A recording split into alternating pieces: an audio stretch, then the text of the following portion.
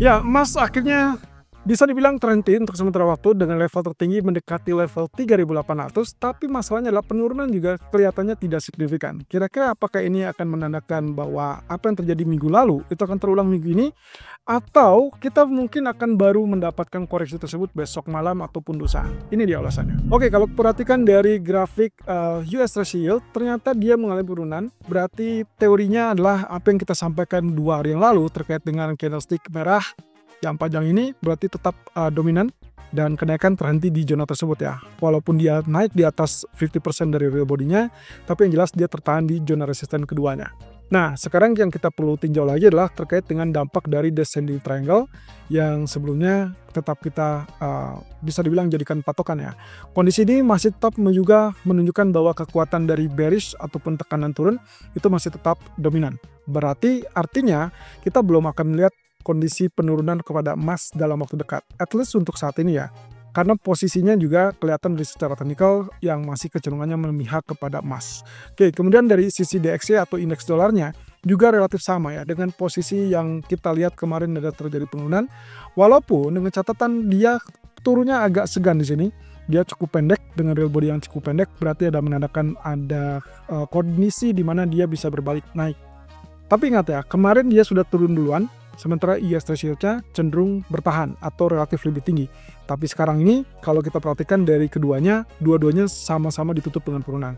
Oke, yang perlu kita tinjau ulang di sini, dengan kondisi kenaikan yang saat ini sedang terjadi, maka asumsi saya adalah candle yang merah ini, kemudian kita seperti biasa tarik 50%, kelihatan di sini bahwa dia sedang menguji area 50% real body candle merah tersebut.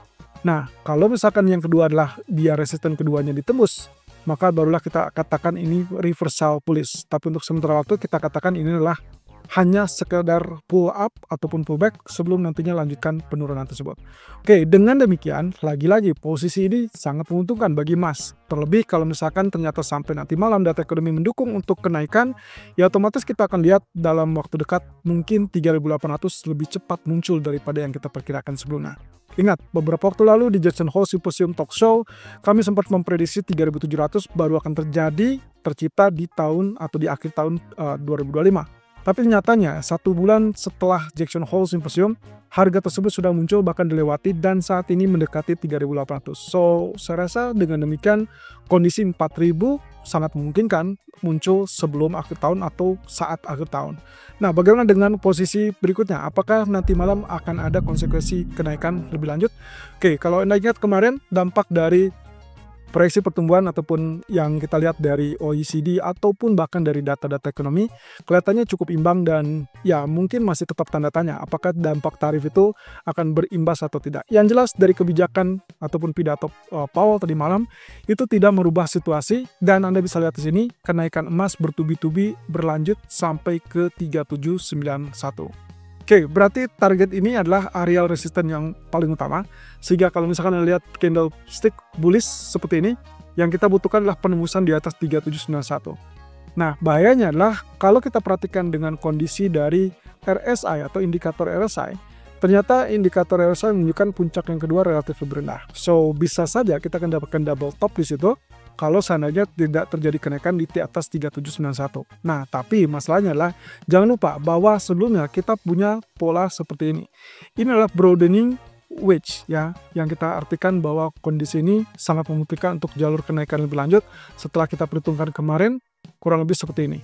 Nah, kemarin kita memprediksikan harusnya terjadi rejection di situ untuk turun baik itu ke area biru ataupun ke area kuning ya, yang diartikan sebagai zona F, lalu kemudian dia naik baru nantinya dia akan lanjutkan kenaikan. Tapi ternyata dia break sudah lebih cepat, berarti yang kita asumsikan E itu sudah ada di luar jalur ini. Nah, kalau misalnya kita asumsikan masih ada swing low untuk F, maka swing low tersebut hanya diperkirakan maksimum di zona merah, dan itu adalah berarti 3728 sampai 3742. Dan yang terjadi sampai detik ini, ataupun bahkan dari sejak kemarin, terhenti di level 3750.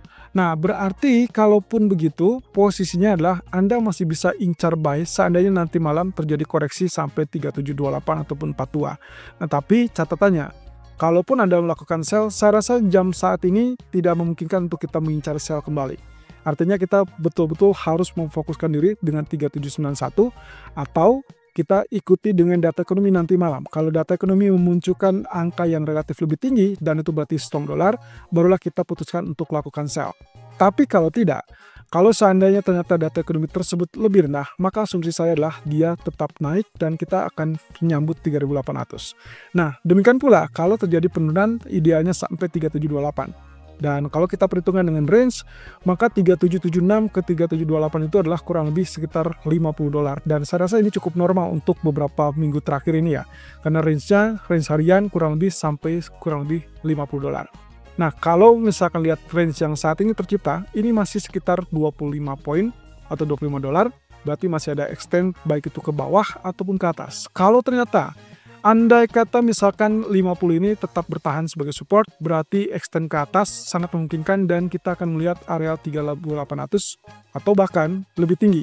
Dan kalau lihat proyeksi dari grafik H1, memungkinkan untuk target 3824 in case terjadi penembusan di atas 3790. Tadinya awalnya kita berpikir bahwa yang paling memungkinkan untuk koreksi adalah di area 38,2%. Saya ambil dari swing high terakhir ya, yang kita ambil dari titik 3643 sampai ke 3791, dan 38,2% biasanya sebagai patokan yang juga dikenal sebagai golden zone, yaitu di 50% atau bahkan di 61,8%. Tapi ternyata pantulan terjadi tepat di area 23,6%, sehingga ini adalah double bottom yang memungkinkan dia melanjutkan kenaikan sampai ke 3790. So, hentikan upaya Anda untuk melakukan sell karena saat ini kelihatannya sudah tidak memungkinkan, dan hati-hati dengan level 3791. Kalau itu tembus, Anda pertahankan buy-nya, tapi kalau tidak tembus, Anda bersiap untuk cari koreksi dan kemudian sesuaikan dengan data ekonomi. Terkait dengan pound sterling, dampak dari strong dollar kelihatannya tidak berefek atau tidak berimbas karena kemarin terjadi rejection kembali. Walaupun kemarin sudah berhasil reject di area orange, tapi yang terlihat adalah kenaikan tetap tertahan, kemudian juga sekarang ini menguji area orange. So, harusnya yang kita lihat di sini adalah kemungkinan potensi penurunan, persis dengan kondisi candlestick di daily chart yang mengindikasikan hammer ataupun hangman. Nah, Anda bisa lihat di sini, posisinya adalah dia reject dari candlestick hitam ini, yang berarti menandakan bearish, dan resisten tetap mempertahankan posisinya. Artinya dalam waktu dekat berarti di grafik 4 pun sangat jelas terlihat di sini rejection yang sangat kuat di area biru, berarti asumsi saya adalah pergerakannya akan kurang lebih seperti demikian. Nah, ini adalah target utama kita, yaitu 1.3330-an. Tapi untuk saat ini kemungkinan yang paling baik adalah 1.3420 sebagai area yang memungkinkan untuk tercapai, atau 1.3460 yang terdekat. Nah, hati-hati dengan range pergerakan market sekitar 50-100 poin. Saya rasa yang paling memungkinkan kita cuma memanfaatkan range yang tipis itu, karena kelihatannya pound sterling agak sulit untuk memanfaatkan atau mendapatkan range yang lebih besar. Dan terakhir kalau kita lihat dari crude oil yang ternyata kembali naik, kembali rebound, ya tapi asumsi saya tetap sama bahwa kondisi fundamentalnya masih cenderung bearish. Hingga kalau kita perhatikan di sini, saya mengasumsikan adalah area orange atau area merah ini, area 63 sampai 64 ini adalah area resisten kuat. Kalaupun terjadi kenaikan, maka yang paling memungkinkan adalah naik sampai 65, kemudian dia reject kembali. As long dia nggak terjadi peperangan yang melibatkan fisik ataupun pemboman, maka kemungkinan kita anggap kenaikan hanya bersifat sementara. Dan jangan lupa, inventory crude oil nanti malam. Sehingga ini yang membuat dasar kenapa saya tetap memilih bergantung kepada fundamental dasar yang lebih besar.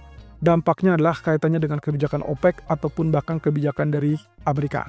Sehingga ini kita lakukan sell kembali, dan targetnya adalah 62 dolar ataupun area 61. Tapi hati-hati, tetap di area 61.60 adalah area support yang bisa dibilang areanya cukup kuat.